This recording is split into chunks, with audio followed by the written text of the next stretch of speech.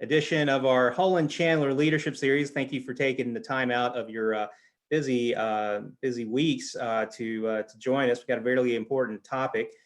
Before we get started, start with some sort of housekeeping administrative things. So first of all, I have to talk about our sponsor, of course, the law firm of Hull & Chandler, PA. Hull & Chandler is a client-centered law firm providing legal services to individuals, families, businesses, and nonprofits in Charlotte, North Carolina, and throughout the Carolinas. Our attorneys handle lawsuits including business disputes, bankruptcy, and personal injury. Our attorneys also advise businesses on startup, sales, contracts, non-competes, intellectual property, and other business-related issues. Our firm also helps individuals, families with estate planning and asset protection. We provide assistance to those entities involved in commercial real estate transactions, and through myself, provide advice and counsel to the unique legal needs of nonprofits and public charities. We have award-winning attorneys in all of these areas of law to help clients find solutions and solve problems.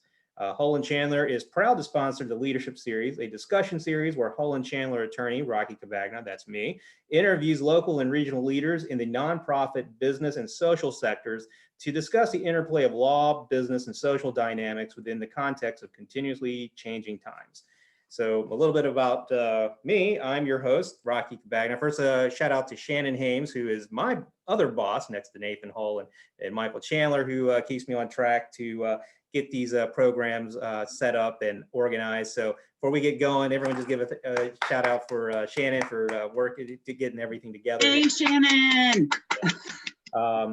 And so a little bit about me. My primary practice area here at Hull & Chandler is providing legal services to nonprofits, public charities, and to the social sector overall. Prior to coming on board here at Hull & Chandler, I was the executive director at a multi-million-dollar federally funded community action agency. I was a clinical legal educator at the now defunct Charlotte School of Law, where I supervised the Community Economic Development Clinic, where my law students provided pro bono legal services to area nonprofits from the years 2012 to 2017. Prior to that, I spent about 10 years as a legal services attorney in North Central Florida, where I supervised the Community Economic Development Practice Units with assisted nonprofit developers building affordable housing. And I think a prior guest told me I had a really good face for radio, so I'd share that as well. And so with that, without further ado, let's get into today's show. Today's topic, of course, is what's going on with rural healthcare. And to help us with this discussion of what's going on with rural healthcare is Jay Kennedy. Jay is a program officer with the Duke Endowment. He joined the endowment in 2017 after previously serving as a rural hospital program manager for the North Carolina Department of Health and Human Services, where he oversaw the Medicare Rural Hospital Flexibility Grant Program, the Small Rural Hospital Improvement Program, and the North Carolina statewide telepsychiatry program. Prior to his work in state government, Jay served as Chief Operating Officer for the Maria Parham Medical Center in Henderson, North Carolina. So welcome, Jay, to our leadership series. Thank you for taking the time to discuss with us. So I guess, you know, for those of us who kind of coming in sort of fresh or such about, okay, the topic is rural healthcare. You know, when I hear about rural healthcare, I think about just the basic statistics that you read. So here's some statistics from the Centers for Disease Control. It just says, you know, rural Americans tend to have higher rates of cigarette smoking, high blood pressure, obesity.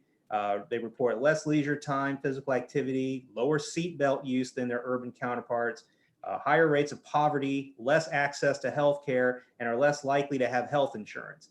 And all of these factors lead to poor health outcomes. And it seems like a lot of the media, whenever we do talk about rural health care, it is about the poor outcomes of the individuals living in the rural areas. But as we all know, healthcare is also tied to infrastructure, meaning like what are your doctors like? What are your hospitals like? What are all those situations that are contributing? And so I'd love to hear a little bit more about, Jay, what is your perspective and the Duke Endowment's perspective on the state of rural healthcare here in America and throughout the Carolinas, especially?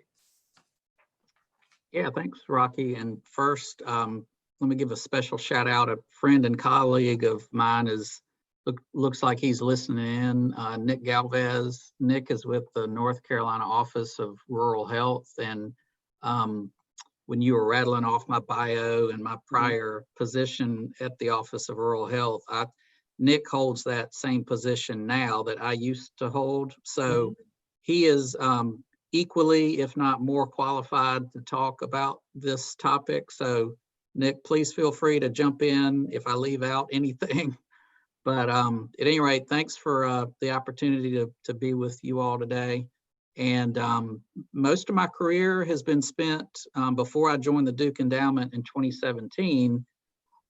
Really, the bulk of my career was spent working either in a rural hospital or on behalf of rural hospitals. So this is really my professional passion, I would say. And the rewarding thing has been, since I joined the Duke Endowment as a fairly large funder across North and South Carolina, I'm able to really put that passion to good work to really advance rural health in the Carolinas. Well, hey, Jay, just for a quick second, I mean, maybe not everybody, I mean, Duke Endowment is definitely very well known, but for those of you who aren't, as aware of the Duke Endowment, could you tell a little bit about the Duke Endowment and its programs and services in the community? Sure. So we are a private foundation that was founded in 1924 by our founder, James B. Duke, and the indenture of trust that was written, which really created the Duke Endowment, was also the same document that birthed Duke University. And so it's a pretty neat historical document if you ever want to go on our website and read it. But at any rate, when the indenture of trust was written in 1924, Mr. Duke outlined a number of priorities, and those priorities really have evolved into different program areas within the Duke Endowment. So I'm in the healthcare section of the Duke Endowment, which was spelled out in the indenture of trust. But we also have a rural church division, which was specified in the indenture. We have a child and family well-being section within the Duke Endowment.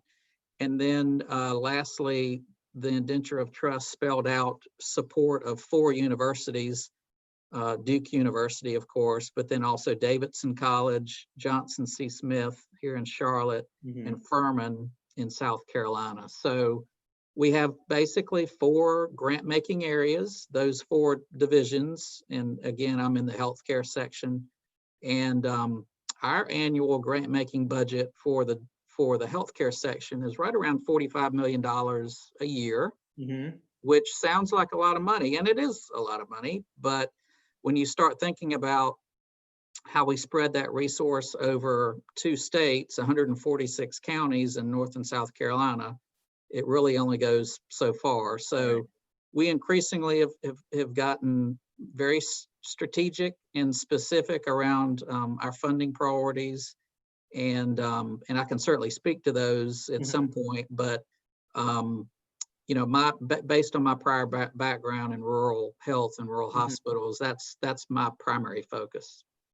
Okay, so that sounds great. So you've got this passion for rural hospitals, you've got this background, and then I guess you got connected with the Duke Endowment.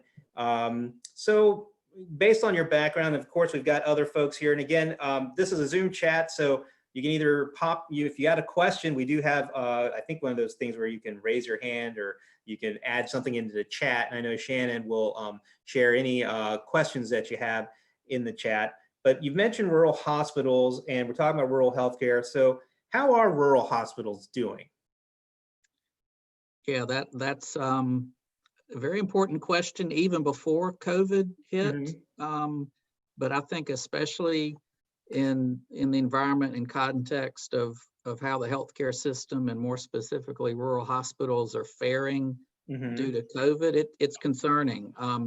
Even before COVID, nationally, over the last number of years, it's been a prevailing trend of more and more of our rural hospitals across the country have closed, and or hospitals in rural communities have remained open, but have had to make hard decisions about closing down service lines. For example, we've had a number of hospitals in North and South Carolina that made the difficult decision they would remain open, but in order to remain open, they would have to no longer operate a labor and delivery unit. So in other words, maternity care services in a number of rural communities are just no longer available.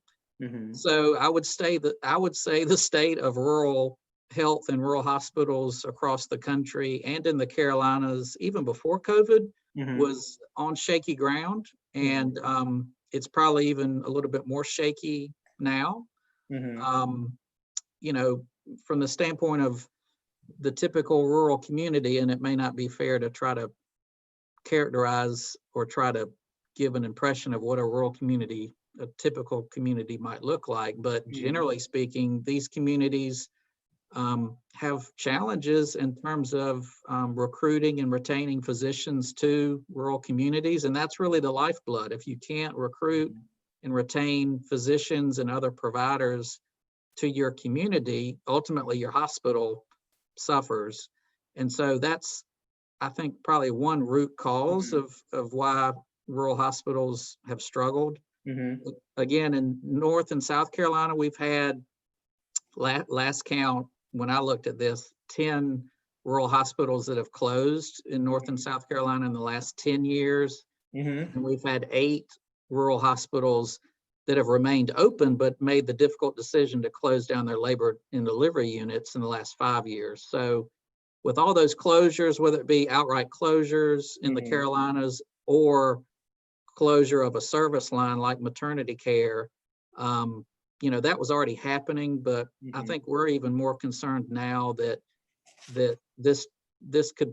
COVID could really precipitate more closures. And with COVID, really a lifeline, giving kudos to the federal government back in, I guess it was March or April, they passed that huge stimulus of federal funds under the CARES Act, which provided much needed financial relief to rural hospitals across the country. If I recall, and Nick might have the confirming information, but I believe at a minimum, each rural hospital in the country received $1 million payment, and it was even potentially more than that based on operating expenses.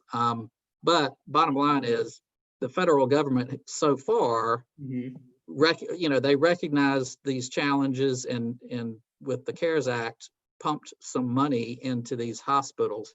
I think we're going to need to track in 2021 whether or not another round of funding is available or is necessary. But I guess bottom line, I'm worried, generally speaking. Yeah, no, I mean, I think that if there's, actually preparing for, for the show, I think that if there's any takeaway that you should come away from this particular leadership series is, number one, is that healthcare in rural America is in not great shape. And I think, the one of the reasons is, when you see the numbers of hospitals that are closing. And I think, there's a lot of reasons for that. So I think you mentioned one. I think obviously one of the things that these areas are having trouble is with recruiting and retention of qualified professionals to work there. What are some of the other factors that are leading towards to this sort of, like, even pre-COVID, like the rise in closures? Is it one reason maybe because there's not as many, I don't know, like, commercial payers out in rural areas, that it's just harder to make the numbers work, because I think that's, I think it's one thing. I think it's like to try to dig into, because if we're looking to try to see what's going on with the problem, why aren't the numbers working for them, whereas it may work in Charlotte for some hospitals? Yeah, I think it's a number of factors, financial related factors. I think one you already referenced is a poor payer mix. I mean, and that's kind of an industry term, but when we talk about what we're talking about with payer mix, that's really your payers, your insurance companies, and what that mix is. So typically, from my experience working in a rural hospital, Mm-hmm. upwards of 50% of your total patient population are covered by Medicare, and Medicare is not necessarily the best payer for a hospital. And then typically, from my experience, another 15 to 20% of your patient population was on Medicaid, Medicaid, right. which is not, again, not the best payer. Mm-hmm. And then you had a significant chunk, maybe upwards of 5 to 10% of your patient population who were uninsured Mm-hmm. or significantly underinsured. And that means that they're self-pay or no pay. Basically, you're able to collect a little bit of money or no money Mm-hmm. from that patient population. And then the rest, whatever that math is, maybe 15 to 20% remaining is commercially insured. Mm-hmm. And that payer mix for the typical rural hospital and rural community Yeah. makes it really challenging Yeah. to have any sort of margin. And Yeah. then the other financial side of this is low volume. Increasingly these hospitals, smaller rural hospitals, have very little inpatient volume. In other words, increasingly, folks are not being admitted to the hospital like they used to be in, a generation ago.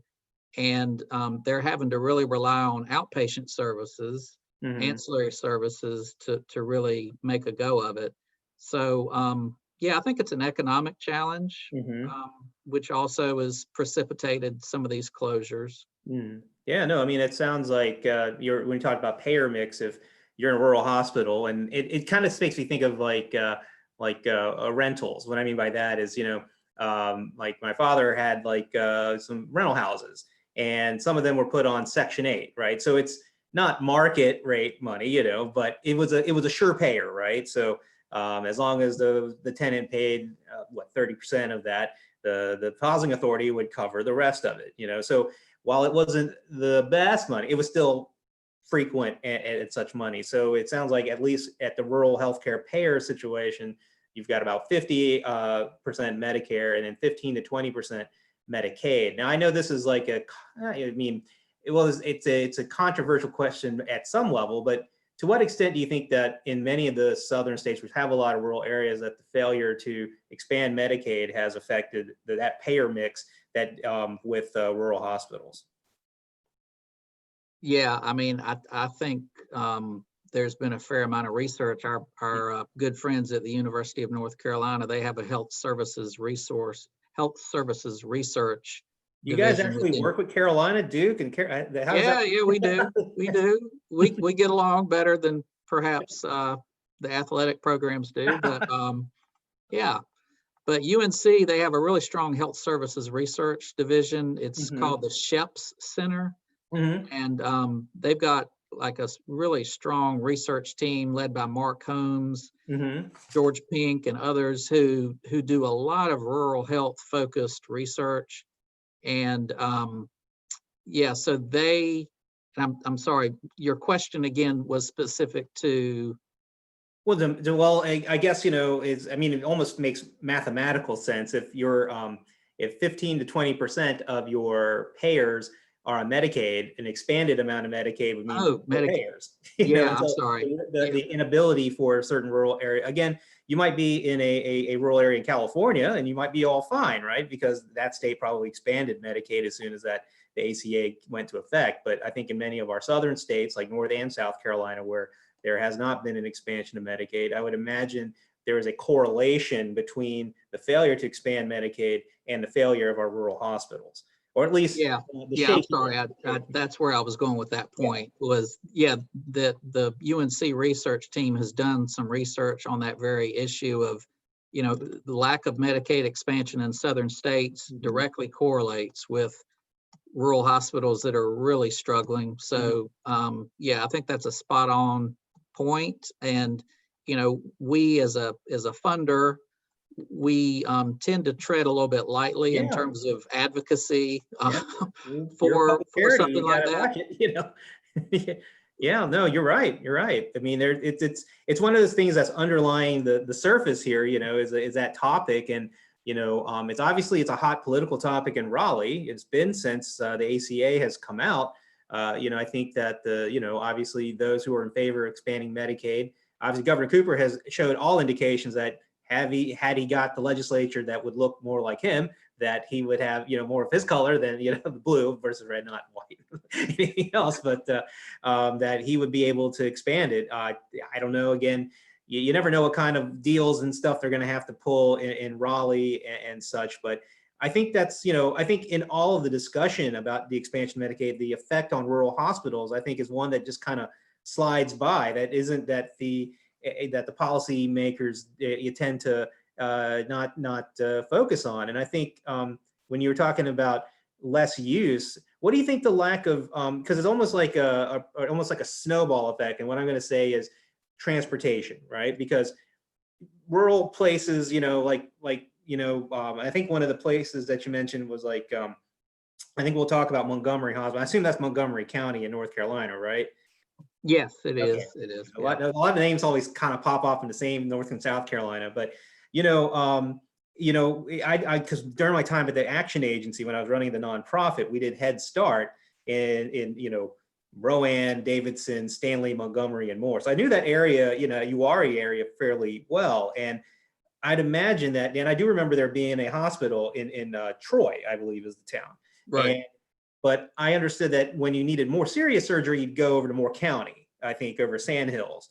But imagine if that was gone, if the Montgomery Rural Hospital was gone, then your issues, and again, if you don't have a car or you don't have reliable transportation. And so it's almost like that chicken and egg, because as more rural hospitals close, the distance between healthcare providers continues to increase.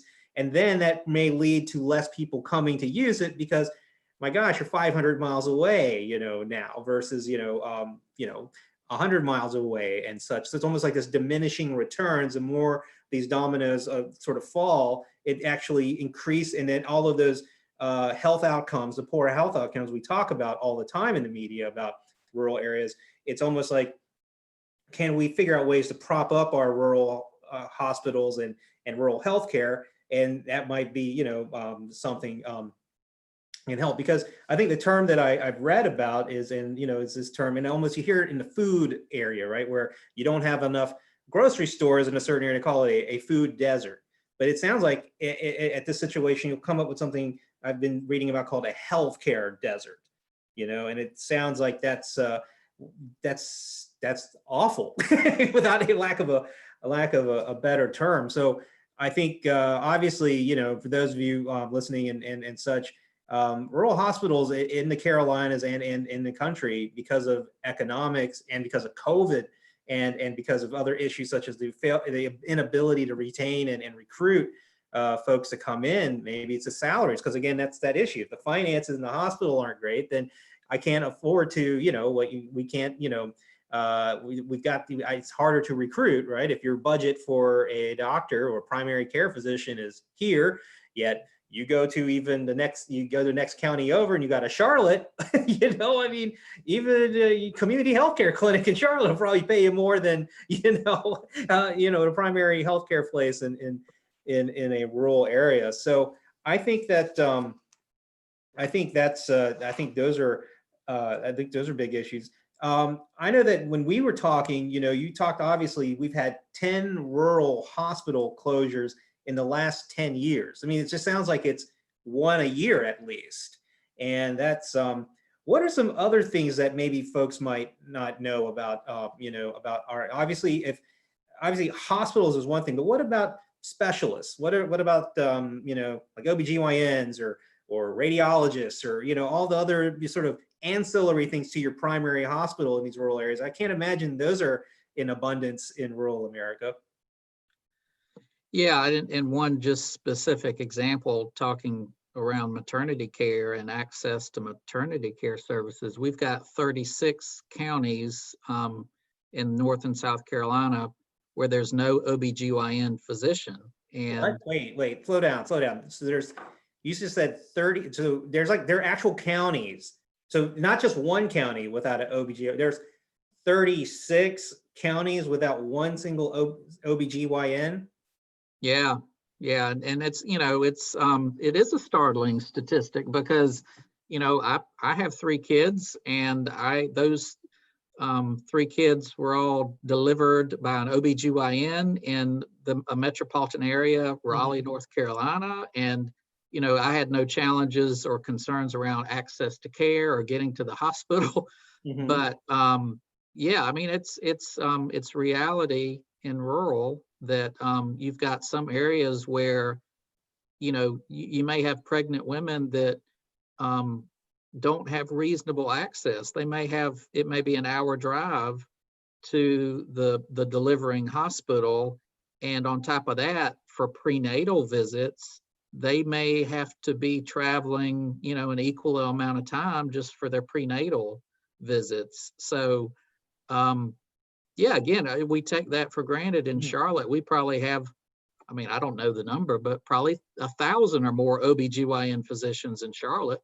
Um, so it really gets down to, we have more than enough uh, physicians by specialty in the country to take care of us. I mean, I'm not a healthcare services researcher. I'm making a general statement, but my point is, we have more of a problem with maldistribution. We just, Mhm. it's just hard to recruit and retain, especially specialists like OBGYNs or psychiatrists, for example. It's Mhm. just really hard to recruit and retain to rural. Yeah, no, I think I mean, I think that that is like, as far as like policymakers and such goes. I mean, obviously, it sounds like another round of stimulus would be it would be a shot in the arm to rural healthcare.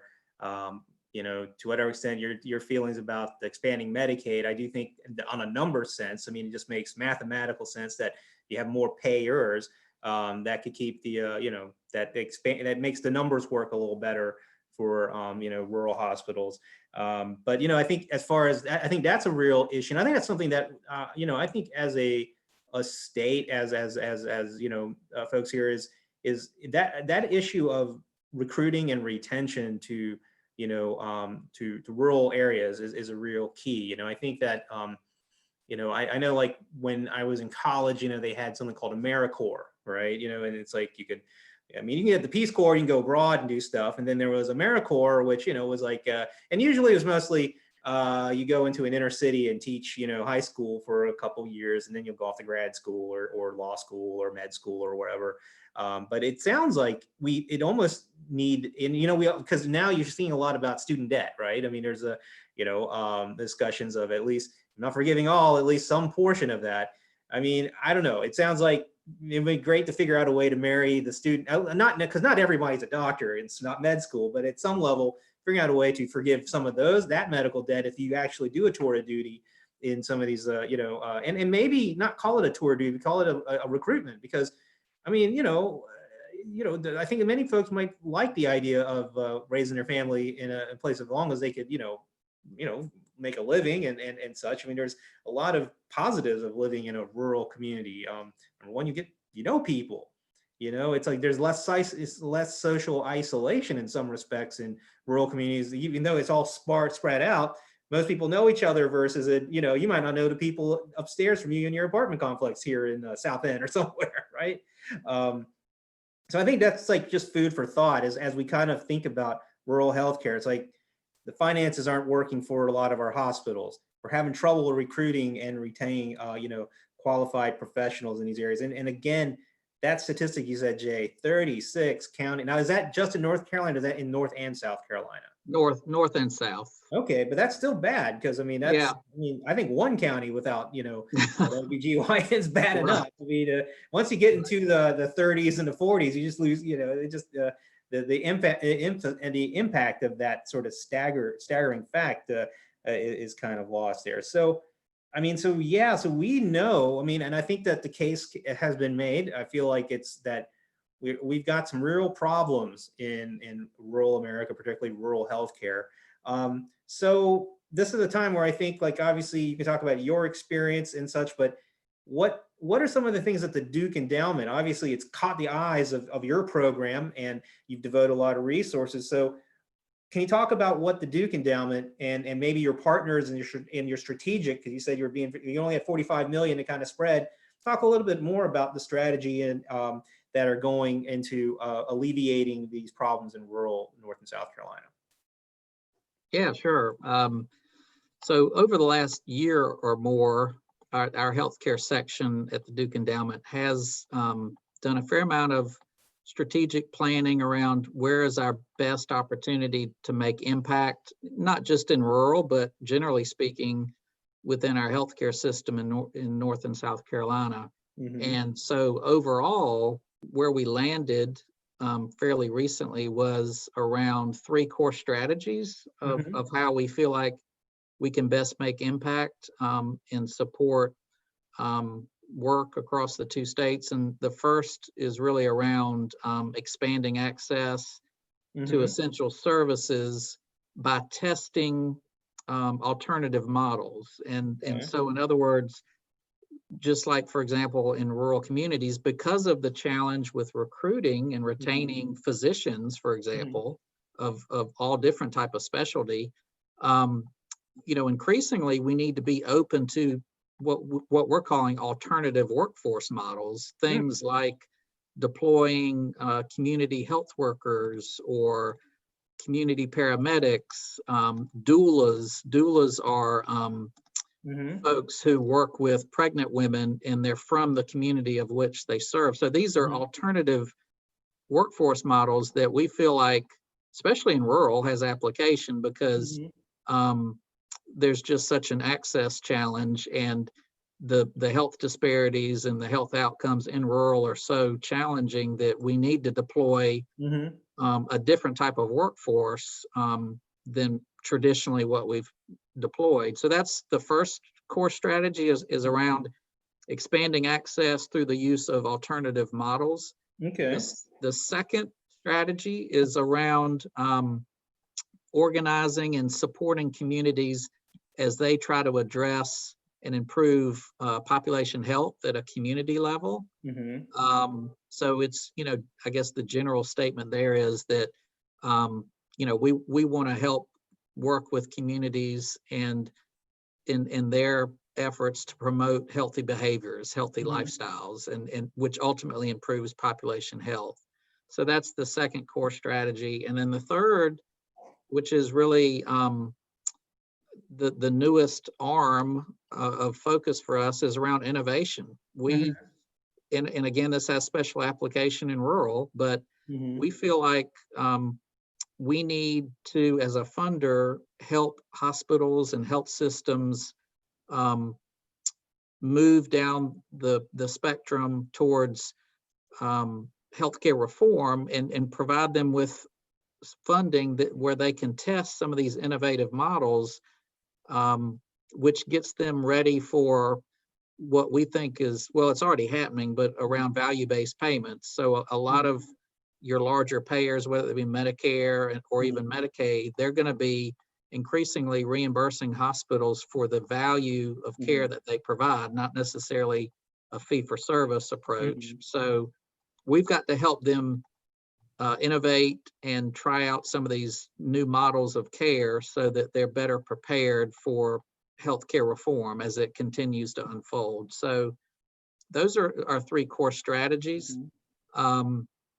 Relative to rural, one specific topic area where we feel like there's special application in rural communities is around telehealth. So and we saw that with COVID. I mean, there was just an explosion of hospitals, large and small hospitals, who jumped on the bandwagon of offering and really ramping up their telehealth capabilities.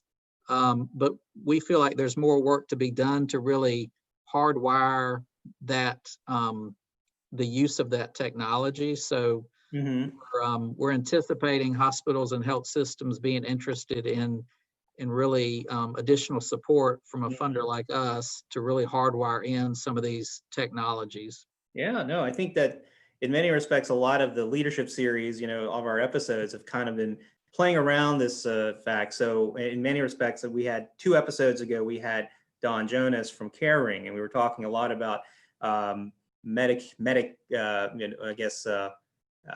transformation, and I think this, and we'll talk a little bit about social determinants of health. I think but then prior to that, we had Mary Ward from McLeod. And I think that when she was talking about sort of how the barriers to telemedicine, and I think so, and those of you familiar with McLeod, it's an addictive services nonprofit. And they were utilized, I guess, during COVID, Medicaid allowed full payment, like full remittance for telehealth, whereas, versus you have to come in and see me face to face to get your, I don't know, necessarily a methadone or maybe just, whatever their treatments are, because it's an addictive service, but how that helped them. They didn't even have to do the PPP loan. I guess, like they didn't have to, because they were able to sustain themselves. And so in many respects, it kind of plays into what you've been talking about is in innovation, is that if we can allow more payment, from, again, if the payment mix is not great, right, in rural areas, if Medicaid is going to allow for telehealth, then it ties into, well, if I can't be transported somewhere, at least maybe I have a cell phone, because a lot of folks say maybe I can at least look at the Zoom or I don't know, whatever you're going to call it, telezoom, I don't know, something of that nature. I think those are, I think that's great about the Duke Endowment, about how you would, how some of the priorities are going to support, because there's that old saying, it's like, what's the definition of insanity? And it's, doing the same thing over and over, expecting a different result.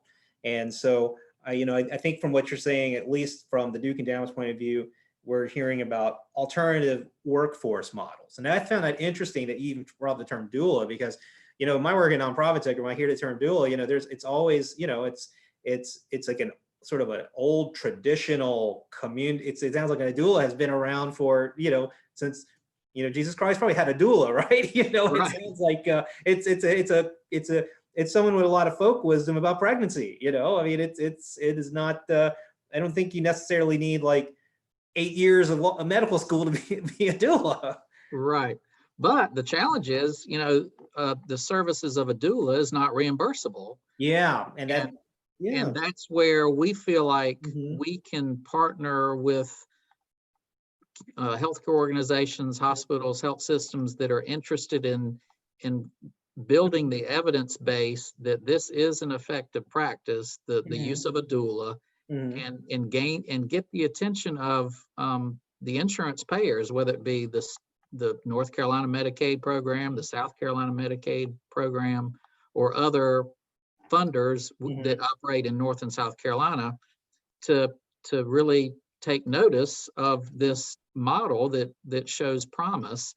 And so that's another niche for us. We feel like with some of these what we call alternative models that aren't reimbursable services yet, that we need to play a role in helping to build the evidence base that it is an effective model, and payers should ultimately reimburse for that type of service.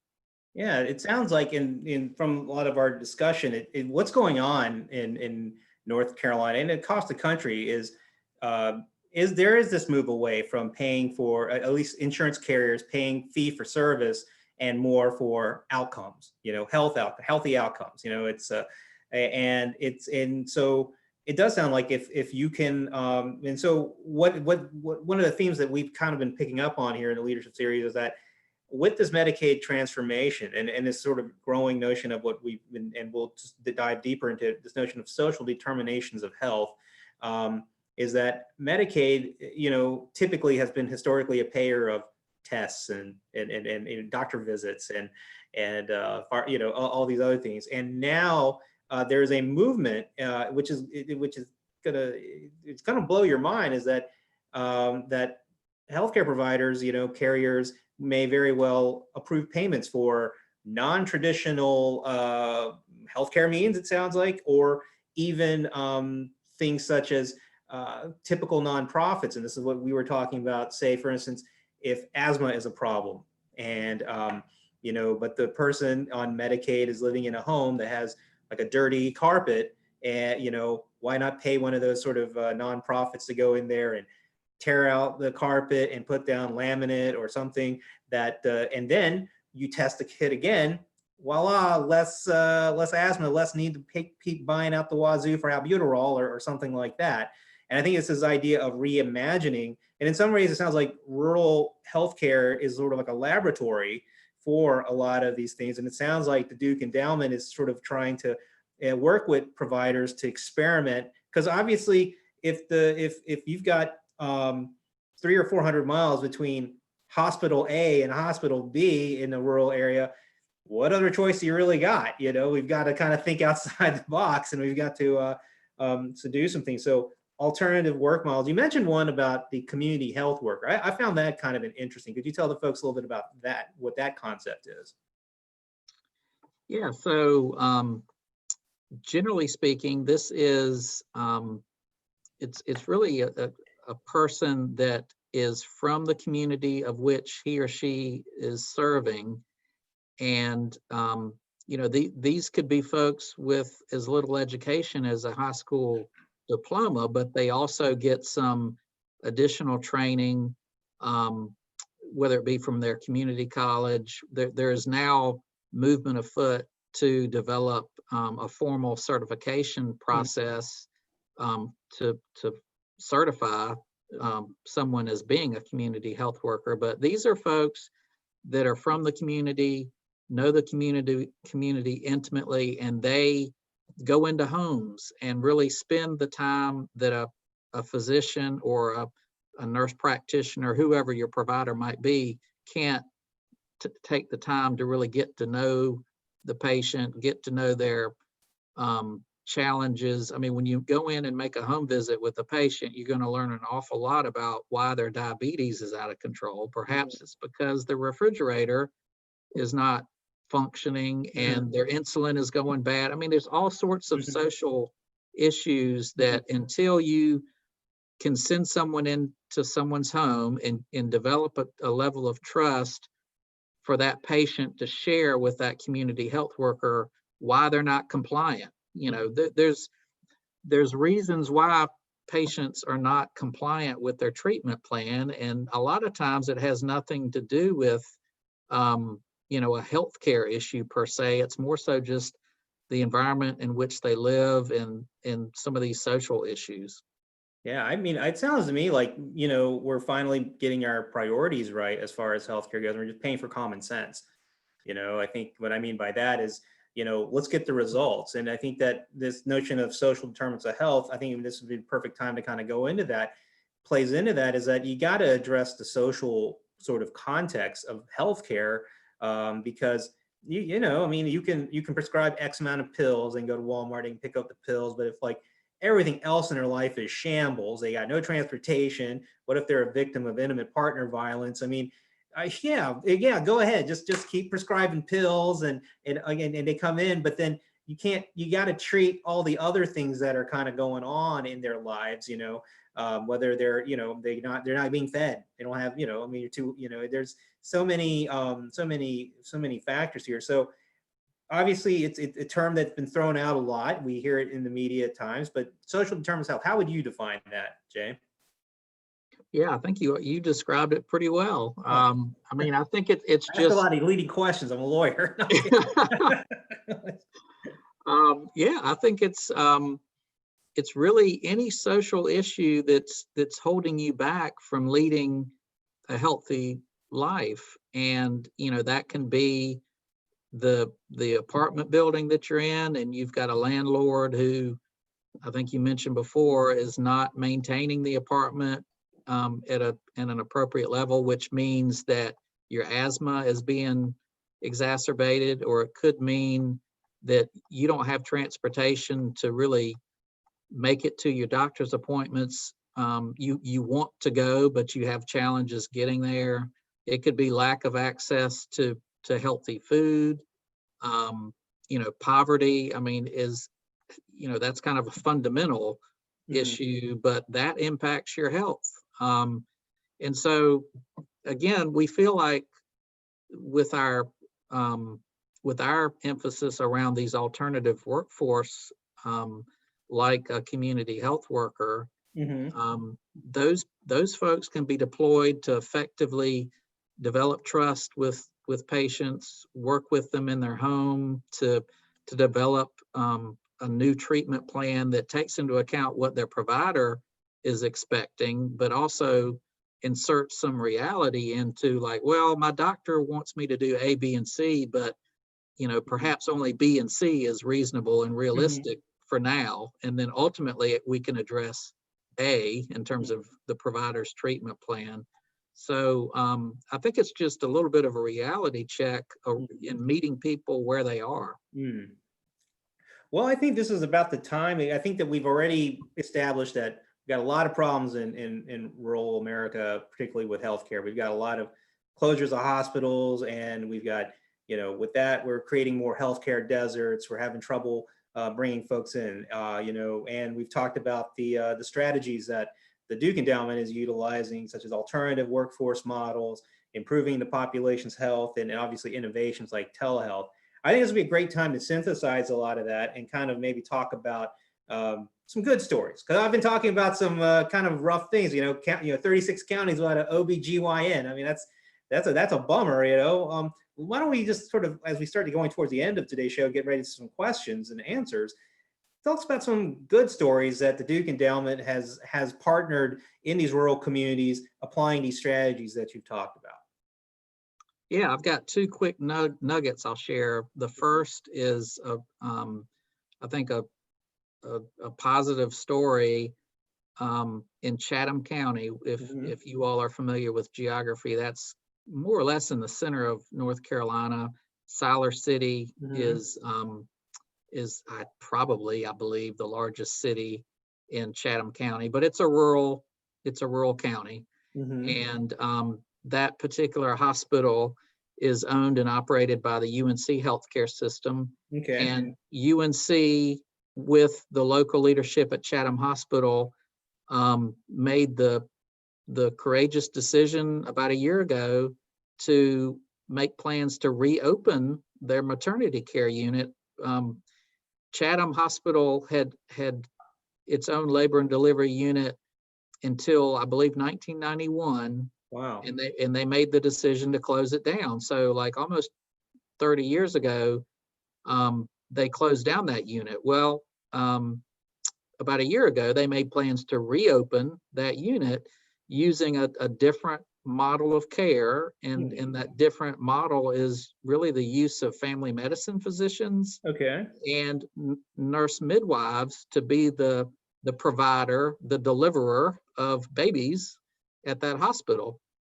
And just like we were talking about it with lack of OBGYN physicians in rural, it basically recognized that it's a challenge to recruit and retain OBGYN physicians in rural. So let's train up family medicine physicians, give them C-section privileges, train them up in all those aspects of maternity care, and partner them with a nurse midwife. And that's going to be our core provider in this new labor and delivery unit. And they just opened the unit probably 2 months ago. So, and the additional piece of the story is that since this is a hospital that's owned by UNC, UNC is going to deploy some of their researchers to basically track with the next 3 years of this labor and delivery unit being opened, and basically create a white paper that can speak to, like, how they were able to do this, and what, and how they're doing financially, how they're doing from an outcome standpoint, and also put out there a roadmap for how other rural hospitals, rural communities can do this same thing. Well, no, I mean, I think that's a great story, because, maybe we can't change the fact that there are, 36 counties where maybe an OBGYN may not want to move into, right? I mean, for whatever reason.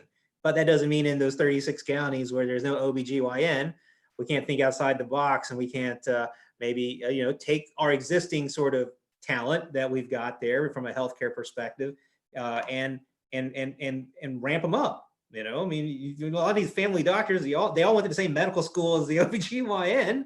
I mean, it's not is to get them, it's sort of like that, it's like, if we can't bring in a specialist, let's make a specialist, right? Yeah. Let's Yeah. build them from the ground up.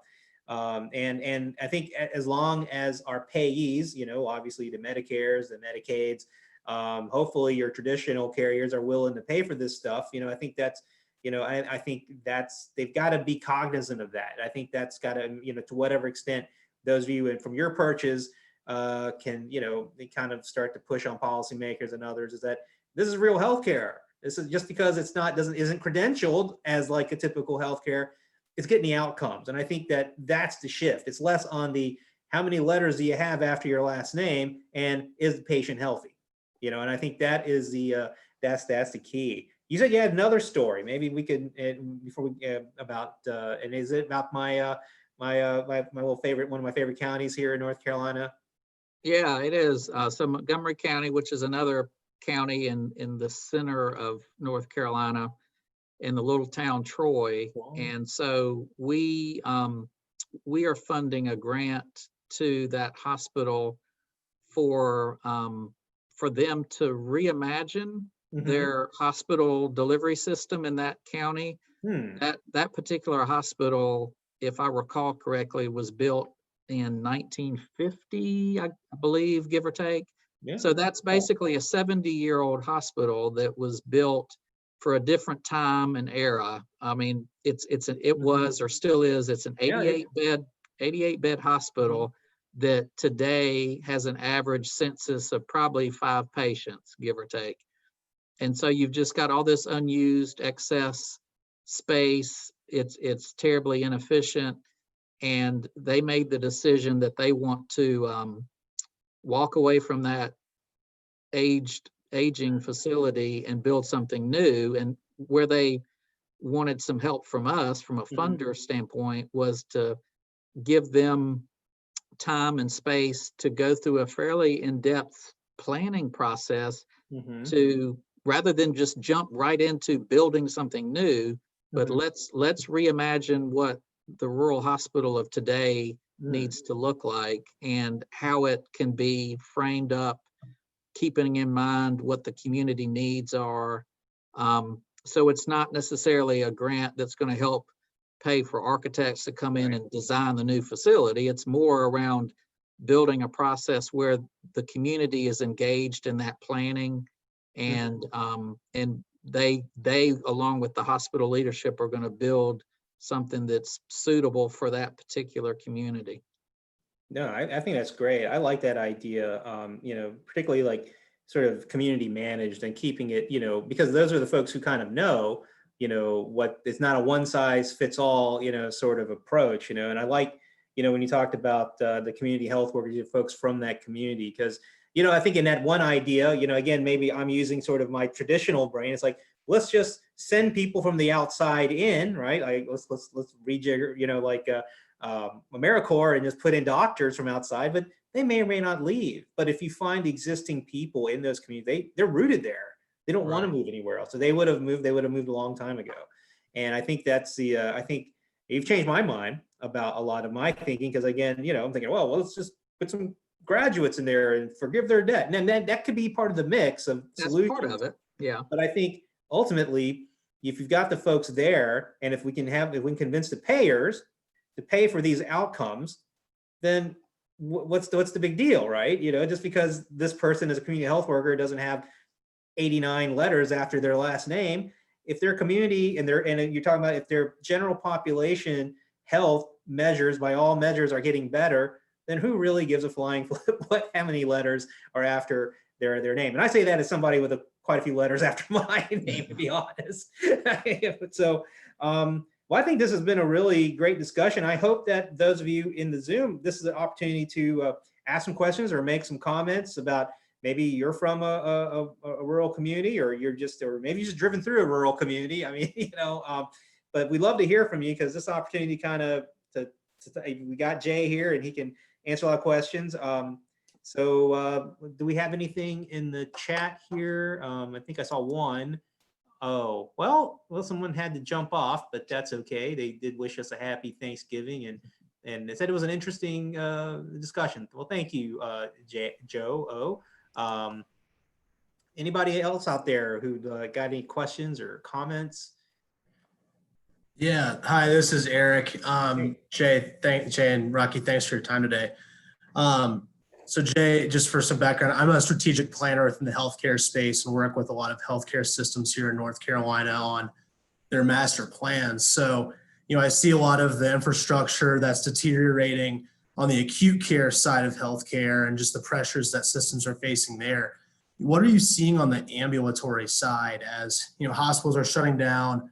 We're trying to get outreach to these kind of not as dense communities that are spread throughout broad regions. Yet, healthcare systems here locally even struggle on getting their ambulatory networks deployed properly. So what are you seeing in terms of financing for some of these distributive ambulatory networks to meet patients where they are? And I imagine telemedicine might be an element of that. Yeah, and this may not completely answer your question, but from my years of working primarily in North Carolina, not as much in South Carolina, but I think one thing that North Carolina has going for it is the fact that we have some really strong not-for-profit health systems scattered across the state, and those large systems, have either as part of an ownership structure with smaller hospitals, or they provide management services for smaller hospitals. So as I talk about struggles with rural hospitals, the silver lining is the fact that for the most part, most rural hospitals have over the last number of years really aligned with a larger partner, whether it be a management contract with an atrium, for example, or they're part of the Duke system or the UNC system.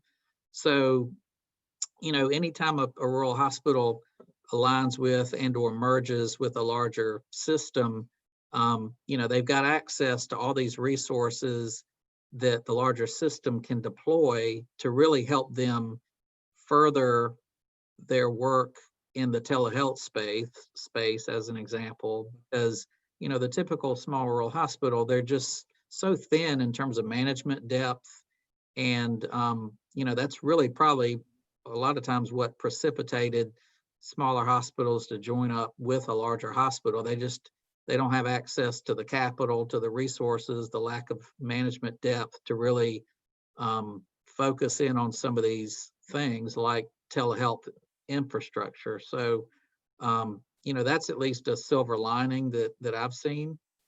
I don't know if that speaks to what you're asking, but that's just one observation. Yeah, certainly. I think you see the presence of UNC Health, for example, in the western part of the state. So, that certainly makes sense as we see them acquiring formerly county hospitals and providing that capital infrastructure. So thank you. Any other questions? I think that well, I got one question. I mean, I know that it's with the Duke Endowment, and maybe this would be just good to know for those of you who might be connected to rural healthcare providers that might be interested in maybe reimagining rural healthcare or doing something with their doing something with maybe a place where you might want to revamp a OBGYN or health thing. Well, how would a rural hospital or a rural healthcare program get in touch with you, or what's the process, I guess? Yeah, thanks for that question. So obviously you can check out our website. My contact information is on the website, so you could reach out directly to me. In terms of our grant application process, we have 2 grant cycles every year, so we accept grant applications every June and every December. So the next grant application opportunity is it will close December 15th. So but we always encourage folks, if you've got a grant idea, we encourage some conversation before you submit. But again, I think you can check out our website and or just reach out to me directly. Sounds good.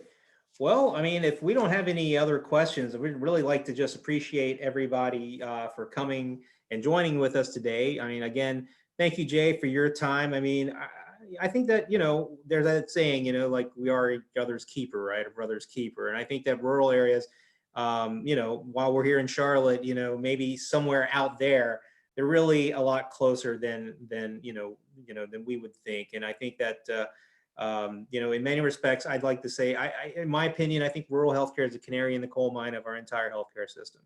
And if the rural healthcare isn't doing well, the rest of the whole system isn't doing well. And so I think that we've got to, you know, in my opinion, you know, I think that we've got to do what we can to not forget rural America, not forget rural, you know, healthcare, forget those folks in rural who are suffering out there, you know. And we didn't even talk about opioids. You know, I thought about maybe Right. getting there. I mean, that's a whole other episode of stuff right there, from illegal and you know, from other standpoints and such. But anyway, everybody, thank you for coming on board today. We will be back in December. We will be having Doug Benson from the Foundation for the Carolinas joining us to talk about plan giving and things as nerdy as the Secure Act. So those of you who are interested in estate planning, and I hate to say it, I think even with COVID, I've become more interested in estate planning. I'll just be flat out honest, you know. So you'd want to join us for a great discussion about leaving a legacy for yourself and your family through charitable giving at the either during life or at the end of life.